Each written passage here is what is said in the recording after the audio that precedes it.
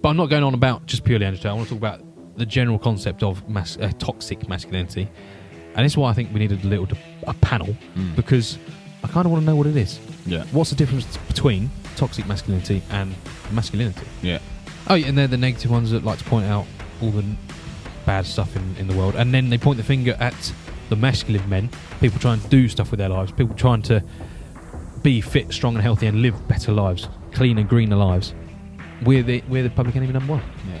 Because it's easy to point the finger. We're going to get scrapped. Exactly.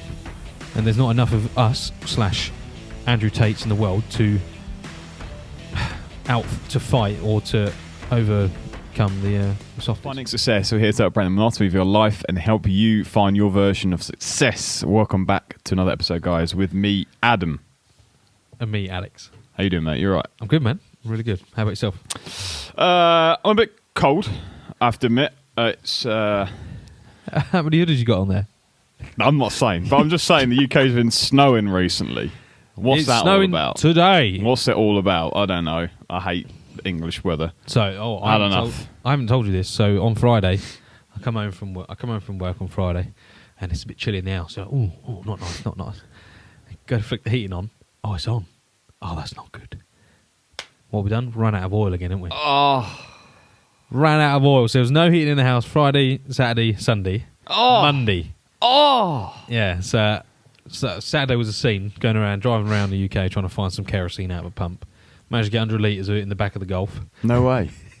Drove home. Slam. Yeah. And managed to get some in, just like literally climbing up on top of the tank, pouring some oil in. And yeah, but obviously it didn't. You had to get plumber out to you had to bleed it and change some filters and stuff like that. Because when you run it dry, it's worse than running diesel dry. It's painful, isn't it? Yeah. So that's a £200 bill from the plumber. What, just to bleed the system? Yeah, because you collect all the crap in the bottom of your tank. Yeah. So you got to clean it out, and it's only an hour and a half job, but he got the heating running, so you don't mind paying for it. Like, I've been sleeping in a sleeping bag for the last 3 nights. Last night was the first night we had heat, and it was I take it for granted. It's nuts, isn't it? Yeah. Like the simplest, I think the UK's, as we know, struggling a little bit with electronic prices, energy prices and whatever, and gas bills and so on and so forth. And I think a lot of people take for granted how important heat actually is. Oh my word, yes. And so walking around the house, it was like touching the banisters. Oh, cold. Mate. Your tile floors are normally cold. These were ice. Like, it wasn't at the level you could see your breath, but there was no temperature and everything. The walls were cold. The carpet was cold. The sofas were cold. Oh. You were sitting down. Luckily, Sunday, I was so motivated. I went and got a load of wood for a wood fire. Did you? Yeah, in the lounge. Sat down. Sunday night, I had a bit of I need to calm myself because I'm stressed. So I had log fire going, nice little bit of scrub, and then just watched film. Just to Did you sleep in the living room that night? I thought about it, but the wood doesn't last that long. Does it not? No. Like, the embers were burning for a good few hours, but I did a stack of logs in an evening, 3 hours, and they were just I don't know how many logs of wood. It was good, maybe 20 logs of wood. Okay. And they weren't big. It's only a small fire, but yeah, it was brutal. I thought about sleeping down there, but how much did you go and buy the wood, or did you go and chop down a tree or something? I'm a resourceful man. I went and chopped down a tree.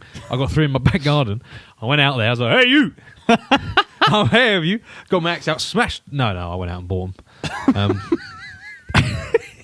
I felt quite badly doing it though, because there were these. It was a Sunday at the garden centre, and I love the older generation. Why did you go to the garden centre? Well, where else are you going to go?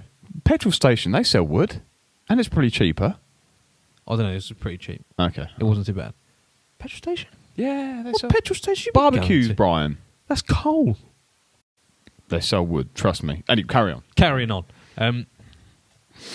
Yeah, I felt man. I walked in there trying to avoid all the old Dorises, just having the browsing. Yeah, browsing. Jesus, they walk around slow.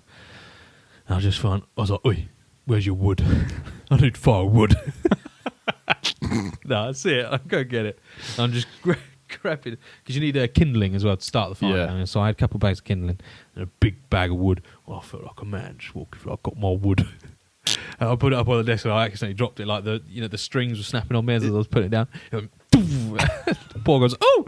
I'm really sorry, that was not intentional, and just strings broken. But anyway, I had a great evening in the end. Fucking great evening. Oh. Yeah, sorry, that's my rant of the week over. Sorry, I just had to get it out. I hadn't told you. I can't believe I hadn't told you. Hey, why don't you tell me that? I mean, like, again, like, back in the olden days, could you imagine, like, having to do that every single day? Like, feeding a wood burner or whatever to heat your house. Yeah, because that's all you have. You don't have, like, central heating. You don't have radiators. You don't have none of that kind of stuff. So, I mean, like, I don't know how...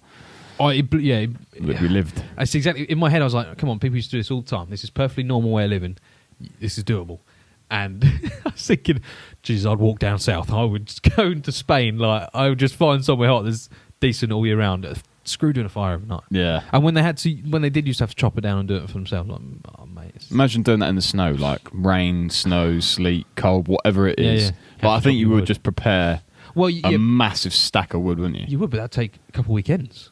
Yeah, all right, you wouldn't work 9 to 5 because you're doing that, but it would take a long time, and then you have to dry it because it can't be just fresh tree. Yeah, it's you got to dry it for a few weeks so it actually burns. You can't just lob a bit. You can't just lob a bit of moist wood on there. Smoke in your house would be ridiculous. But we're lucky. We're lucky. Stop taking things for granted. Heat is important. Don't take it for granted. It's a blessed. Yeah. What are we talking about today? This week, Tony. Sorry.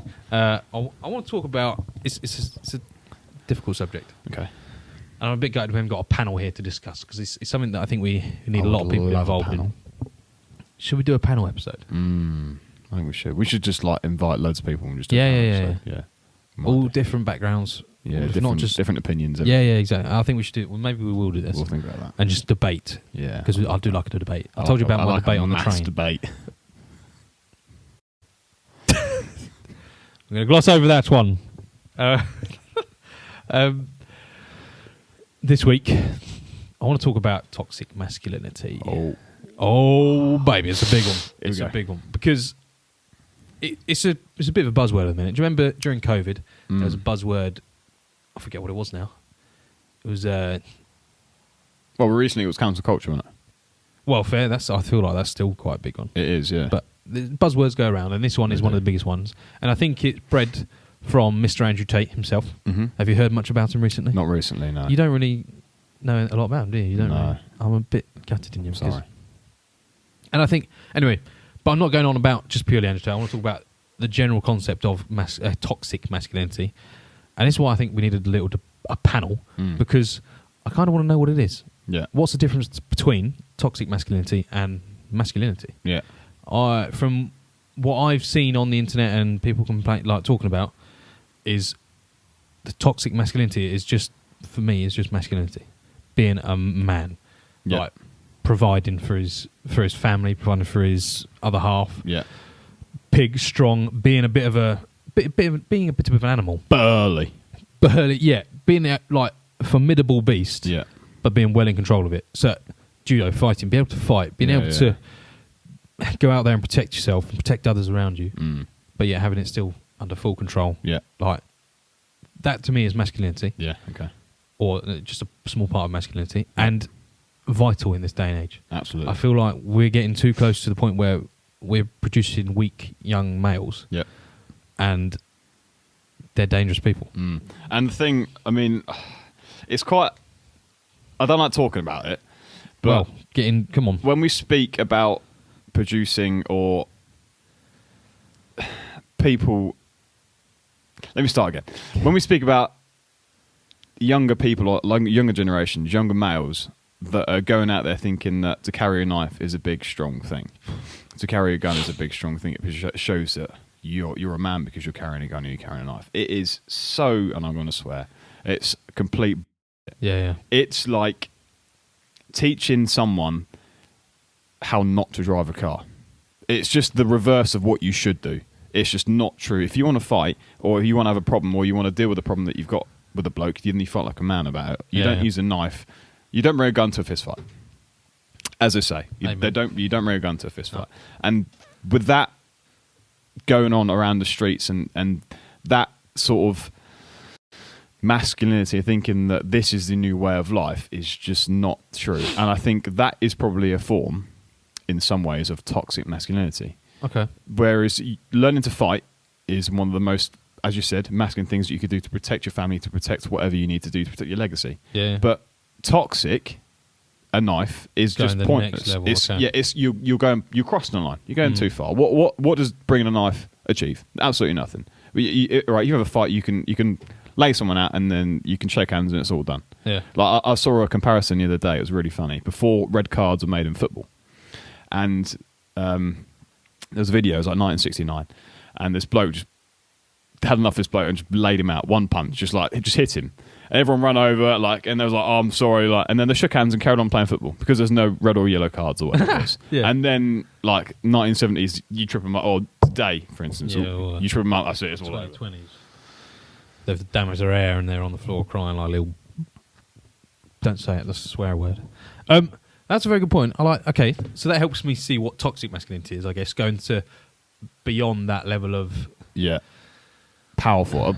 I think maybe too powerful. Almost desperation, but so I wouldn't say that's toxic masculinity. I say they're weak people. Yes, if they're unable to be able to get themselves into a position where they're able to either defend themselves or fight their way out of a situation, and they're having to go back to a knife, like going to America, all these school shootings. I think they're weak-minded individuals. They're weak.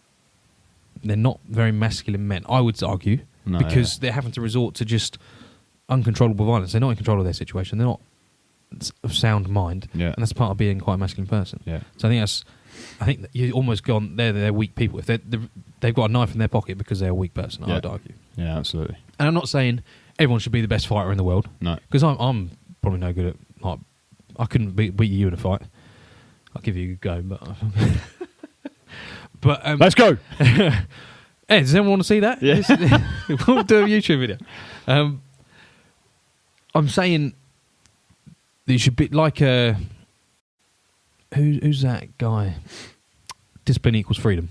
Jocko Willink. He's a big guy. Massive. He can fight. Yeah, he can kill. He's trained. He has killed. Yeah, he's been trained to no kill. doubt. And his first advice to you is if you're in a fight, get out of there. Walk away. Run. Yeah. Walk away. That's your best line of defence, not being there. Yeah. And I'm all for that. I agree. Diffuse the situation. Exactly. Don't risk. I'm not saying you have to be an alpha male and risk your life and just get in a fight because someone looked at you funny. I'm not saying that at all. It's not. Yeah. I'm just saying. I think what's the saying? Jordan Peterson says it's better to be a warrior in a garden than a gardener in a war. Yeah. That's what I'm trying to get at.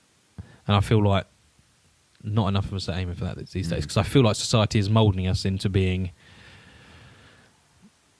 passive. Yeah. Yeah. And we're being moulded into. Oh my God! I've had a. What have you done? We'll carry on. We'll carry on. Minimise. No, we'll carry on. Right. Sorry. Videoing antics for people listening. It's. I forgot what I was going to say now. We were moulding. Current society's moulding us into being passive. I don't know what you were going to go with it because that's just what I just said 5 minutes ago. It's gone. Oh, I think I was going to say it's like you said with Jocko being a trained killer, and like you said, the situation to get out, how to get out of the situation. It's built around us. I think in some ways, in current society, like to roll over, yes, yeah, but in some ways you have to stand up, but with a knife or with a gun. You have to go the next level, and if you don't, then you're weak by your friends, and then that causes toxic masculinity because you then have to decide, well, I'm going to get him. I'm going to get him. I'm going to kill him. Fair one. But realistically, in some ways, people can take diffusing the situation as rolling over when that's not the case. No. We know that's not the case, but some people, the people that don't understand what the difference is between 1 and 2, and they would take that as being. And this is, I suppose, passive. An issue of society. I think that's led by ego. Yes. That's people's egos going, oh, he stepped out of a fight. He's a little girl, you know. Exactly. He's being a little bitch. And but his ego something to do with toxic masculinity is having, because ego is it confidence? It's a layer to ego is confidence, isn't it? Having a big ego, you have a lot of confidence. Absolutely. So is having confidence part of this toxic masculinity buzzword? Because like we said in a couple of episodes ago, I think confidence is a life hack to get in places. You need confidence in your life. Yeah. And but we would promote that. Is all day ego long. the next step too far? Is that what you're trying to say? Is it? Yeah. So this is like, here we go. I love this. Do you remember this? We had this situation at work a few years ago, right? When we were lifting in the gym, and the skinniest guy, the person who had like the brokest back, and he had the worst form, and he was just useless in the gym. And I'm really sorry if I offended you, but you were. Don't apologise for something you're not sorry for. You were useless in the gym. But he would try and lift the same weight as what you would, right? If you were snatching a weight. Yeah. He would try and copy you. You're a dedicated snatcher. Okay, you have experience with lifting heavy weights. You were good at deadlifting. You were good at functional fitness and body movements that not a lot of people could do. Been doing because for you a were little while, trained in that situation. Yeah. He would go, that's well easy. I'm just going to do the same thing and try it. And he would do it. He'd probably get it up, but like he would in that form he would like break his back. Yeah. And it's called ego lifting. Yeah. Because he's trying to be masculine. At the same point, he's not true to himself. He's not true. He can't lift that weight, but because his ego says, I must lift that weight because it's masculine, I must show that I can lift that weight, I must be strong. And that's not the case. You are more masculine for admitting that you can't lift the same weight to someone else, but you're doing the movement correctly and you're willing to learn off that person. You're willing to go, look, hey, I can't do this. Can you show me? I want to build up to that because that's something that I want to do. That's mega. I want to lift that weight. You're more masculine to do that than go, oh, I'm going to snap me back and be out for 2 weeks. Do you know what I mean? That's a very good point. I'm trying to dissect it because you're right, but society would say the other way around. Yeah. But the difference is, and the reason that we start this podcast, we don't want to follow society. Amen. We are not part of society. We are the people that walk the opposite direction when the rat race is going in one way. We're the people that decide that things are right and things are wrong because we know the truth. Whereas a leader, one person has said that's perfect, then we just follow that leader. We're not those people. We go against the grain. If you ask how to build a house and one person says build it this way, it's the only way you can build a house, why not listen to someone else's opinion? Why try and build it yourself? Why find another way? Because there always is another way. There's two ways. I like that. So it's not necessarily we know what's right and what's wrong. We know what we're looking for and what we're not looking for. There's no good, no bad. It's what, yes, this is on the right trajectory for me. No, that's not on the right trajectory for me. Yeah. It's, like we said again, hard choices, easy life, easy choices, hard life. Yeah. Us taking that step back in the gym and going, no, I'm not going to be able to lift that. Would you mind coaching me? Would you mind telling me? Yeah. That's harder in the moment because your ego's taking a bit of a check. Yeah. Because you've had to go to this geezer who is better at this particular movement, exercise, whatever it may be. Whether even if it's investing, if it's just something, if it's running, whatever it may be, you've had to go to him and go, "Can I have your help?" Yeah. That's a hard choice in the moment to be able to make instead of doing what you said, previous bloke, just lifting heavy. But long term, it'll pay dividends because you're learning properly. You learn how to do it the right way. Yeah. And you'll build yourself up. So, yeah. Groups like myself and all the listeners, they all know that's the right route. Yeah. But in the eyes of many, it won't be. And that's why it's hard. Because say you are in a bit of a group of lads and you're doing this heavy lifting session, but there's girls in the gym and they're all like having a watch. You're going to want to lift that. You're going to pick that barbell up and you're going to try and send it over your head as fast as you can. Yeah. It's almost instinctual to do that, if that's a word. I'm not sure if it is. It's caveman. Yeah, caveman instincts to do that. However, we all know that let's take the longer route, the hard choice right now, and do it better. So come 6 months, I'm doing it better than these guys. Yeah, exactly. And that's such a hard way. That's masculinity. Yeah, for me. Yeah, exactly. You're being a bigger man than the scenario around you. Again, I'm going back to situations that we've all been in probably in our lives, but with having heard certain things or certain stories about a certain person. I mean, we all come across stories about people in our everyday lives, and we're almost influenced in some way by someone's opinion on a person. However, if we just listen to that person's opinion, then that's very toxic because we're just listening to the bad. We're not listening to how good this guy is at what he does, how hard he works, how much non-stirring he doesn't do. but we're in a conversation where the shit stirring is happening. We're in a conversation where people have been said that this guy's shit, but we're not having our own opinion. Detach yourself from that situation, and you've just released the toxicity out of that self and found your own situation to be masculine because you're making your own judgment of this person. So you've removed yourself from the toxic and you've gone I love that. to be a masculine person in your own opinion. Yeah. So common in every single day. Yeah. And that's when it's very, like, you see it on posts. If you hear shit talking about someone, just walk away. Don't be involved with it. Don't stir the shit. Get out of that situation and learn the guy. Just learn the guy yourself. And if you don't like him, stay away from him. But don't go and stir the shit about him behind his back because it doesn't achieve anything. Nothing. That's powerful. I like that, what you're saying. You almost becoming an independent man. And that's what I think we're missing in society these days is independence. Yeah. But just speaking from a male point of view. Yeah. Well, I think, maybe we're missing a lot of independence. We're getting lost in the rat race, getting lost in society. And we need to get back to it. What we're looking for in some situations of a workplace, of general life, of friends is, am I doing the right thing? They're looking for reassurance. Are you in the right friendship group? Are you doing the right things? And if all your friends are doing it, you go, they must be doing the right thing. I'm going to follow them.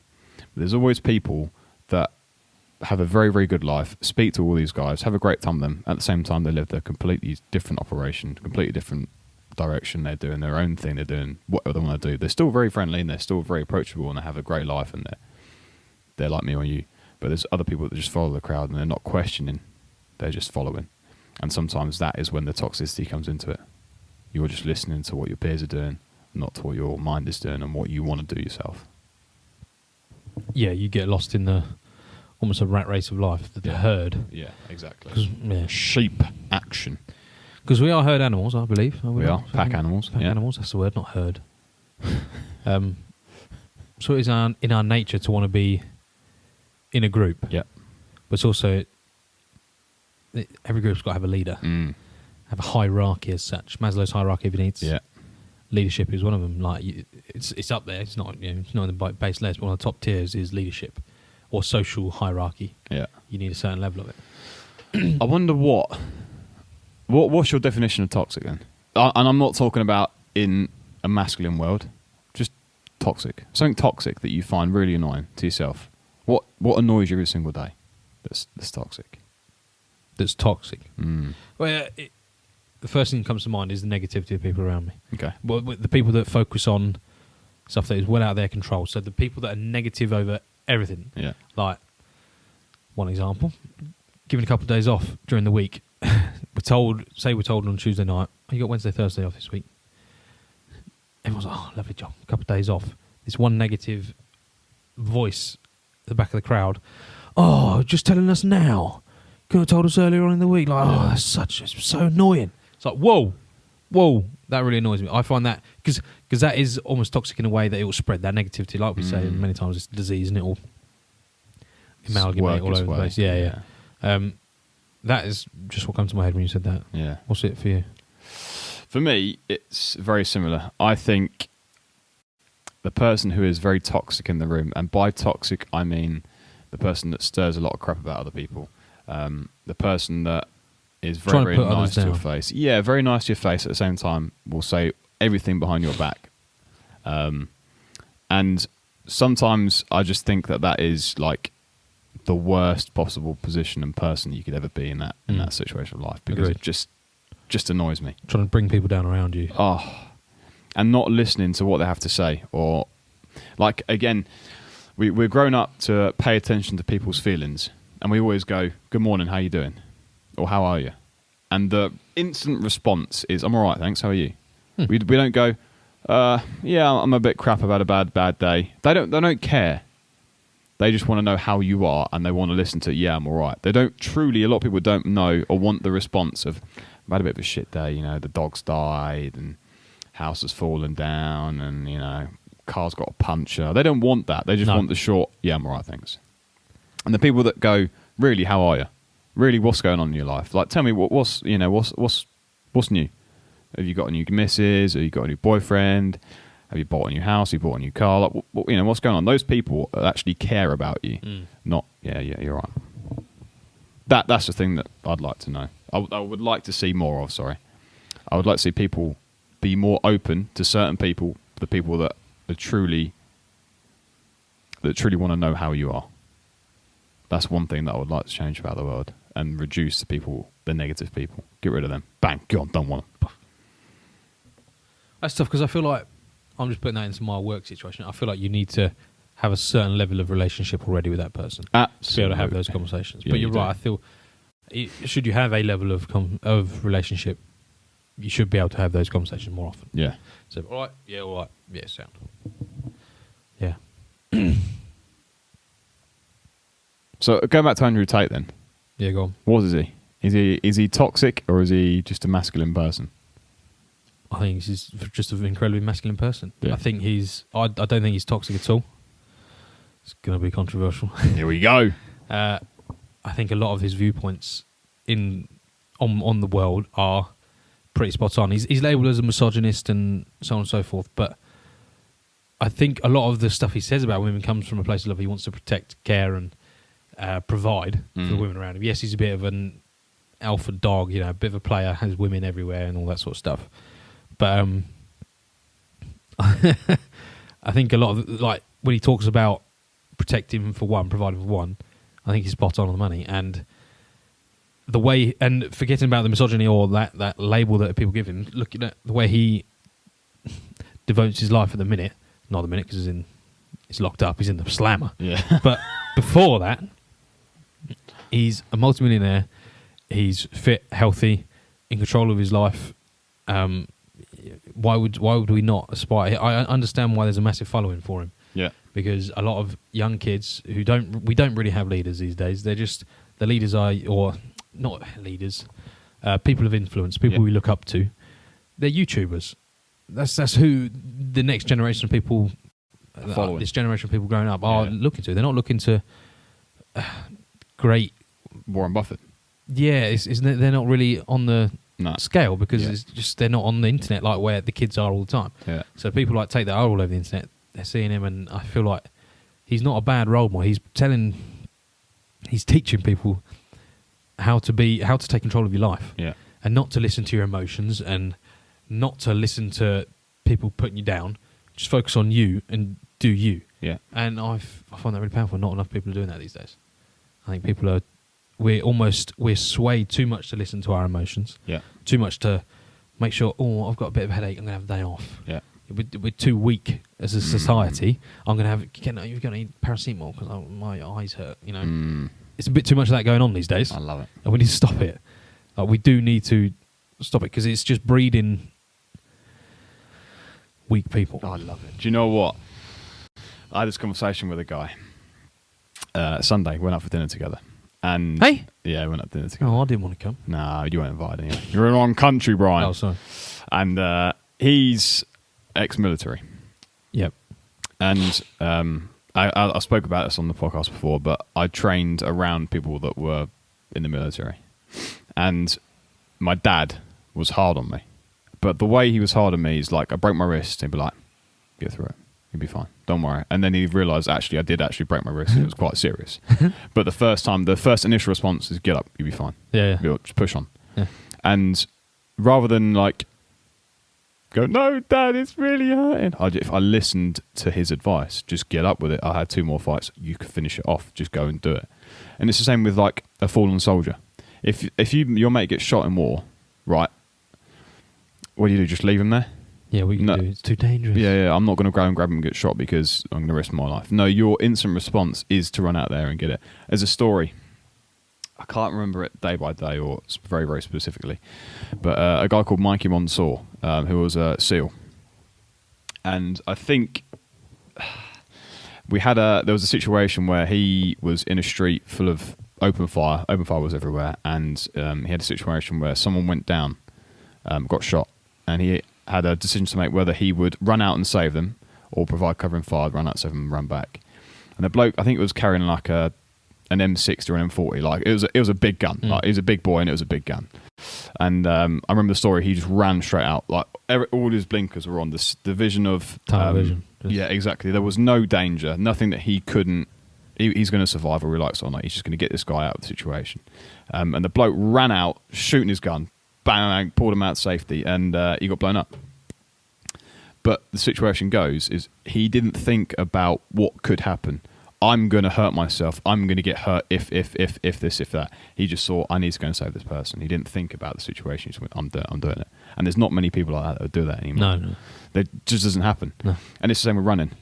Oh, I've got a shin splint. I can't run anymore. Remember George from work, Brian? Yeah. I've got shin splint. No, he just carries on, hobbling along. Oh, I'll get there. He's ex-military. David Goggins, ex-military. Ex-military. My knee's jacked. Yeah. The doctors, you can't be running on this knee. Well, I'm still going to run on this knee. I don't care. It'll just keep going. I've got 10 screws in it. Who gives a... Yeah. I'm going to keep going. There's not people that do that anymore. And it's because we're taught that you need to look after yourself a bit more. You need to take the tablets because tablets are the way forward. That's the way to cure problems. That's not the case. No. Just get out and do it. We're getting soft. Oh, mate. And it makes me sick. Like, even... So, two people, Goggins and George, you just mentioned. Yeah. Both ex-military, from back in the day where military was a bit more hardcore. Like, I know these days they don't have to shave the head. If you're a junior soldier or whatever in the military, entry level, you have to shave your head. You have to have one back and sides and a very short top. Like, that's the way it is. And they don't have to do that now, and they can grow beards. And it's much less... It's a lot softer. It's so much softer. It's not as strict as it was back in the day. And you need, just like Jocko says, discipline equals freedom. You do need that strict... You need not leadership to really hone down on you and punish you if you need punishing. Like, to crack you into shape. Yeah, exactly that. Like, we are just getting too soft because we can't force our kids to do PE because he's a bit chubby. He gets out of breath. You shouldn't make him get out of breath. That's not very nice. He's got flat foot. He can't run. He's got something else wrong with him. He can't do that. He can't do this rugby today. It's like, no, just make him do it. We're resilient. Bodies are so resilient. And I'm not saying he's in a wheelchair. Go and make him play rugby. But you can. There's wheelchair rugby. Yeah. I'm saying we just need to be a bit harder on ourselves, like massively harder on ourselves. Yeah. Get up when it's cold. Go for a run when it snows. Yeah. Raining, hailing. Do it. You have to do it because I think these days, and if you are the people that do that these days, you're listening, chances are a lot of our listeners are those people that want to push themselves to the limit, are strict with themselves, have discipline in every aspect, fitness, health, finance, whatever it is, they have discipline. I think you're going to accelerate well. You're going to do well in life. Yeah, you are. Because there's so little of it around that you're just going to float to the top. Yeah. Softies are down there. Yeah, doing nothing. Soft, weak humans that we are developing these days. And they're the people that moan. Oh, yeah, and they're the negative ones that like to point out all the bad stuff in the world. And then they point the finger at the masculine men, people trying to do stuff with their lives, people trying to be fit, strong and healthy and live better lives, cleaner, greener lives. We're the public enemy number one. Yeah. Because it's easy to point the finger. We're going against the crowd. Exactly. And there's not enough of us / Andrew Tates in the world to fight or to overcome the softies. That's perfect finish on, by the way.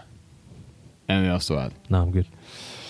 Facebook, Instagram, Twitter, links will be down below. Don't forget to rate, subscribe and share. Get this podcast out there so we can help the world and openly talk about toxic masculinity. Yes. Get rid of the snowies. Let's bring some maskies in here. Have a good day, guys. Enjoy your weekend and see you next time. Success is available for everyone, so why should you settle for less?